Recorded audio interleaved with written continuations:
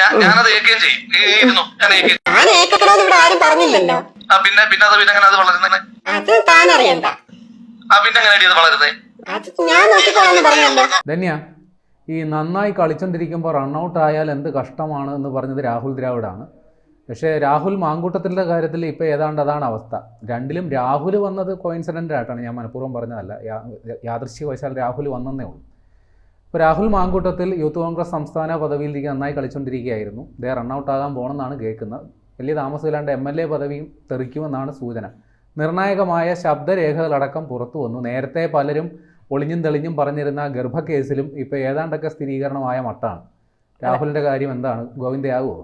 തീർച്ചയായിട്ടും അതിലൊരു സംശയമില്ല. കാരണം കൂടുതൽ തെളിവുകൾ പുറത്തു വരികയാണ്. കളികൾ കൂടിപ്പോയാൽ കളിക്ക് അവസാനം ഒരു വലിയ കളി വരും എന്ന് പറയുന്നത് പോലെയാണ്. ഇപ്പോൾ രാഹുൽ മാങ്കൂട്ടത്തിനെതിരെ നേരത്തെ നമ്മളൊരു മാധ്യമ പ്രവർത്തകയെ ഇത്തരത്തിൽ ചൂഷണം ചെയ്തു എന്ന് പറഞ്ഞൊരു വാർത്ത ഇറക്കിയപ്പോൾ നമുക്കെതിരെയൊക്കെ ചില ചാനലുകാർ കൊണ്ടുവന്ന് പരാതി കൊടുത്തു. ആ പരാതി ആ ചാനലിനെതിരെ ആയിരുന്നു എന്നൊക്കെയാണ് പറയുന്നത്. പക്ഷേ ആ സ്ഥാപനത്തിലെ മറ്റൊരു മാധ്യമ സ്ഥാപനത്തിലെ ഒരു പെൺകുട്ടിയെ ഉപയോഗിച്ചതിന് ശേഷം വലിച്ചെറിയുന്ന കാഴ്ചയാണ് നമ്മൾ കേട്ടത്. ആ പെൺകുട്ടി ഇനി സ്വമേധയാ ക്യാമറയ്ക്ക് മുന്നിൽ വന്ന് നിന്ന് ഇദ്ദേഹത്തിന്റെ കാമകേളികളെക്കുറിച്ചും ഇദ്ദേഹം ചതിച്ച കഥകളെക്കുറിച്ച് പറയുമോ എന്ന് എനിക്കറിയില്ല. എന്തായാലും ആ ശബ്ദ സന്ദേശം ഇപ്പൊ എല്ലാ ചാനലിലും പുറത്തു വിട്ടിട്ടുണ്ട്. ആ പ്രശ്നം ആ കുട്ടിയെ തന്നെ വിവാഹം കഴിച്ച് കോംപ്ലിമെന്റ്സ് ആക്കാനുള്ള നീക്കമൊക്കെ നടന്നിരുന്നു. അതും പാളി. അതിനുശേഷം ഈ കോൺഗ്രസിന്റെ അകത്ത് തന്നെയുള്ള ഒരു നേതാവിന്റെ മകളെ കല്യാണം കഴിക്കാനുള്ള എല്ലാ പ്ലാനുകളും നടന്നപ്പോഴാണ് ഈ പെൺകുട്ടിയെ നിർബന്ധിച്ച് ഗർഭചിത്രം നടത്തിയത് എന്തിനാണ് എന്ന് ഈ പെൺകുട്ടിക്ക് മനസ്സിലായത്. പിന്നീടാണ് ഈ പെൺകുട്ടിയുടെ കയ്യിലുള്ള കുറച്ച് തെളിവുകൾ തന്റെ സുഹൃത്തുക്കൾക്കൊക്കെ നൽകി. പല സുഹൃത്തുക്കളുടെ കയ്യിലും ആ കൃത്യമായ തെളിവുകൾ, ചാറ്റിങ്ങുകൾ, ഗർഭചിത്രം നടത്തിയ സ്ഥലം, പോയ തീയതി, ഈ രാഹുൽ മാങ്കൂട്ടം അതിന് വഹിച്ച വലിയ പങ്ക് ഒക്കെ ഈ പെൺകുട്ടി കൃത്യമായി ആ സുഹൃത്തുക്കൾക്ക് കൈമാറിയിരുന്നു. ഇപ്പോ ഇന്നലെ റിനി ആൻ ജോർജ് എന്ന് പറയുന്ന ഒരു മോഡലിംഗും മാധ്യമപ്രവർത്തകയും നടിയുമൊക്കെയായ ഒരു സ്ത്രീ ആരോപണം ഉന്നയിച്ചു. പക്ഷെ അവർ രാഹുൽ മാങ്കൂട്ടത്തിന്റെ പേര് പറഞ്ഞില്ല. പറയേണ്ട രീതിയിൽ അവർ പറഞ്ഞ് ആളുകളെ മനസ്സിലാക്കി കൊടുത്തു. അതിനുശേഷം പ്രവാസിയായ ഒരു ഹണി ഭാസ്കർ എന്ന് പറയുന്ന ഒരു സ്ത്രീ അവർക്കുണ്ടായ മോശം അനുഭവം പറഞ്ഞ് രംഗത്തെത്തിയിരുന്നു. അതിനുശേഷം യൂത്ത് കോൺഗ്രസിന്റെ വാട്സപ്പ് ഗ്രൂപ്പിൽ അവരുടെ ഒരു നേതാവ് സ്നേഹ എന്ന് പറയുന്ന ഒരു വനിതാ നേതാവ് അവർ പറയുന്നു, ഒരു പെണ്ണുപിടിയനായ ഒരു യൂത്ത് കോൺഗ്രസ് നേതാവ് ഒരു പെണ്ണുപിടിയനായ ഒരുത്തൻ യൂത്ത് കോൺഗ്രസിന്റെ തലപ്പത്തിരിക്കുന്നത് ശരിയായിട്ടുള്ള കാര്യമാണോ എന്നുള്ള ചോദ്യമാണ് ചോദിക്കുക. അതായത് ഓടി നടന്ന് പെണ്ണ് പിടിക്കുക എന്നൊക്കെ നമ്മൾ പറഞ്ഞു കേട്ടിട്ടില്ലേ? എവിടെ കിട്ടിയാലും ഈ കഴപ്പ് തീർക്കുക എന്നുള്ള ഒരു പച്ച മലയാളത്തിൽ പറയുന്ന രീതിയാണ് ഇയാൾ അവലംബിച്ചിരുന്നതെന്നാണ് പല സ്ത്രീകളുടെ അനുഭവത്തിൽ നിന്ന് നമ്മൾ മനസ്സിലാക്കുന്നത്. അത് മാത്രമല്ല, ഒരു മാധ്യമ പ്രവർത്തകയെ സ്നേഹം നടിച്ച് ചാറ്റ് ചെയ്ത് അതിനുശേഷം അവരെ വലയിലാക്കുന്നു, അവരെ റൂമിൽ കൊണ്ടുപോകുന്നു, പലതവണ അവരെ ശാരീരികമായി ഉപയോഗിക്കുന്നു. അതിൽ ഒരു തവണ കയ്യബദ്ധം പോലെ ഒരു കുട്ടി ഉണ്ടാകുന്നു. എന്നിട്ട് അവരോട് പറയുകയാണ്. അതിന്റെ ശബ്ദ സന്ദേശമൊക്കെ നമ്മളിവിടെ കേൾപ്പിക്കുന്നുണ്ട്. ആ പെൺകുട്ടിയുടെ സ്വകാര്യത മാനിച്ച് മറ്റൊരു ചാനൽ അതിന്റെ അതിന്റെ ശബ്ദരേഖ മറ്റൊരു രീതിയിലേക്ക് മാറ്റിയിട്ടുണ്ട്. അപ്പോൾ ആ പെൺകുട്ടി പറയുന്നത്, ആ പെൺകുട്ടിയോട് ചോദിക്കുന്നത്, ഈ കുട്ടിയെ നീ പ്രസവിച്ചാൽ ഇതിന്റെ തന്ത ആരാണെന്ന് ചോദിച്ചാൽ നീ എന്ത് പറയും? അപ്പൊ ആ പെൺകുട്ടി കൃത്യമായി മറുപടി പറയുന്നുണ്ട്, ആ കൊച്ചിനോട് ഞാൻ പറഞ്ഞോളാം അതിന്റെ തന്ത ആരാണ് എന്ന്. നീ നോക്കിയിരുന്നോ, ഇപ്പൊ ഞാൻ അതിന്റെ തന്തയാവാം, ഞാൻ ഇപ്പൊ അതിനെ ഏറ്റെടുക്കാം, നീ നോക്കിയിരുന്നോ എന്ന് വെച്ചാൽ ഒരു ഭീഷണിയാണ്. നീ ഇതിനെ കളഞ്ഞില്ലെങ്കിൽ നീ അനുഭവിക്കാൻ പോകുന്നത് വലിയ വലിയ കാര്യങ്ങളായിരിക്കും എന്നുള്ളതാണ്.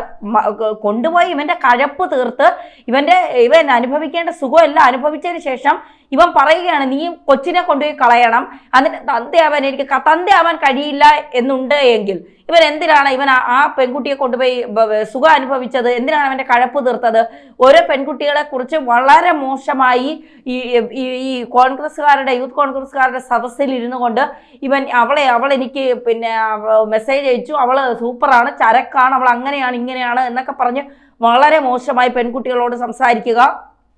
എന്നിട്ട് ചാനലുകളിൽ വന്നിരുന്ന സ്ത്രീ സുരക്ഷയെക്കുറിച്ച് വാതോരാതെ സംസാരിക്കും. ഇവരെന്ത് യോഗ്യതയാണുള്ളത്?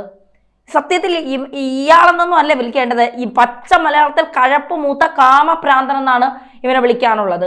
കാരണം അത്രത്തോളം സ്ത്രീകളാണ് പരാതിയുമായി 10ഓളം പരാതികൾ പിന്നെ മുതിർന്ന കോൺഗ്രസ് നേതാക്കൾക്ക് കൊടുത്തിട്ടും അവർ ഈ പരാതികളിലൊന്നും കൃത്യമായ പിന്നെ നടപടി സ്വീകരിച്ചത് കൊണ്ടാണ് പല സ്ത്രീകൾ ഇപ്പോൾ പൊതുരംഗത്ത് വരുന്നത്. കുറച്ച് നാളുകൾക്ക് മുമ്പ് നമ്മൾ ഇതുമായി ബന്ധപ്പെട്ട ഒരു വാർത്ത കൊടുത്തപ്പോൾ എന്തെല്ലാം മേളങ്ങളായിരുന്നു. ഇങ്ങനെ ഒരു വാർത്ത ഇല്ല, ഒരാളെ വലിയ നേതാക്കൾക്കെതിരെ വന്നു, എന്നിട്ട് ഇവിടെ എന്തായി, എന്ത് നടന്നു, അവർക്കെതിരെ എന്ത് നടപടിയാണ് ഇവിടെ ഉണ്ടായത്, നീയൊക്കെ പുറത്തു പറഞ്ഞാൽ ഇത്രയൊക്കെ എനിക്കും സംഭവിക്കാൻ പോകുന്നുള്ളൂ. ഇതൊക്കെ ആളുകളുടെ കണ്ണിൽ പൊടിയിടാനാണ്, അടുത്ത ഭരണം കിട്ടാൻ വേണ്ടിയിട്ടാണ് ഈ AICC നിന്നും യൂത്ത് കോൺഗ്രസിന്റെ അധ്യക്ഷ സ്ഥാനത്ത് നിന്നൊക്കെ ഇയാളെ പുറത്താക്കുന്നത്. അല്ലാതെ ഇയാൾ ചെയ്ത തെറ്റ്, അല്ലെങ്കിൽ ഇയാൾ തെറ്റ് ചെയ്തിട്ടുണ്ട്, നിയമ നടപടി നിങ്ങൾ ധൈര്യമായി സ്വീകരിക്കും, ഞങ്ങളൊപ്പമുണ്ടെന്ന് ഏതെങ്കിലും കോൺഗ്രസ് നേതാവ് ഈ നേരം വരെ ഈ പറഞ്ഞ പെൺകുട്ടികൾക്ക് പിന്തുണ പ്രഖ്യാപിച്ചുകൊണ്ട് രംഗത്തെത്തിയോ? ഇല്ല. അപ്പോൾ ഇതിന്റെ അർത്ഥം എന്താണ്? കോൺഗ്രസ് കൃത്യമായി അവർക്ക് പരാതി കിട്ടിയിട്ടും അവർ മൂടിവെച്ചു. രാഹുൽ മാങ്കൂട്ടം ചെയ്തതിനെക്കാട്ടിലും ഏറ്റവും വലിയ തെറ്റാണ് കോൺഗ്രസ് നേതൃത്വം ചെയ്തിരിക്കുന്നത്. പലരും കഴിഞ്ഞ ദിവസം പെൺകുട്ടി വന്ന റിനി ആൻ ജോർജ് എന്ന് പറയുന്ന ആ പെൺകുട്ടി വന്ന് തനിക്ക് ഉണ്ടായ അനുഭവം പറഞ്ഞപ്പോൾ പറയുന്നു, തിരഞ്ഞെടുപ്പ് വരുന്നു, അടുത്ത സരിതയെ ഇറക്കി, അടുത്ത പെൺ കേസ് ഇറക്കിക്കൊണ്ട് കളിക്കുന്നു. ആരാണ് കളിക്കുന്നത് പെൺവിഷയം ഇറക്കിക്കൊണ്ട്? ഇതിപ്പോ CPM ചെയ്താലും പറയാനുള്ളത് പറയുക തന്നെ ചെയ്യും. ഒരു പെൺകുട്ടിയെ സുഖം തീർത്തിട്ട് അവൾക്ക് കുഞ്ഞുണ്ടാക്കി കൊടുത്തിട്ട് അവളോട് പറയുകയാണ്, നീ പോയി ഗർഭം അലസിപ്പിക്ക്, നീ പോയി നിന്റെ കൊച്ചിന് ഞാൻ തന്തയാകൂല എന്ന് പറയുന്നവനെ പച്ച കവളി മടലി വെട്ടി അവന്റെ പുറം അടിച്ച് കലക്കി പൊട്ടിച്ച് അവനെ പിന്നെ ജീവിക്കാൻ അനുവദിക്കരുത് എന്നാണ് ഞാൻ പറയുന്നത്. ഈ സരിതാ എസ് നായരെ കുറിച്ച് പറഞ്ഞുകൊണ്ട് ആ കാര്യം കൂടി പറയാം.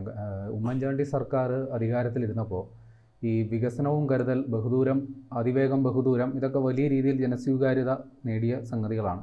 ഒരു പക്ഷേ ഉമ്മൻചാണ്ടി ഇപ്പോൾ പിണറായി വിജയൻ അധികാരത്തിൽ തുടർന്നതുപോലെ വലിയൊരു ജനസമ്മതിയുള്ള മുഖ്യമന്ത്രി, അദ്ദേഹത്തിൻ്റെ ഈ ജനസമ്പർക്ക പരിപാടി അടക്കം അദ്ദേഹം വീണ്ടും അധികാരത്തിൽ തുടരും എന്നുള്ളൊരു പ്രതീതി ഉണ്ടായിരുന്നു.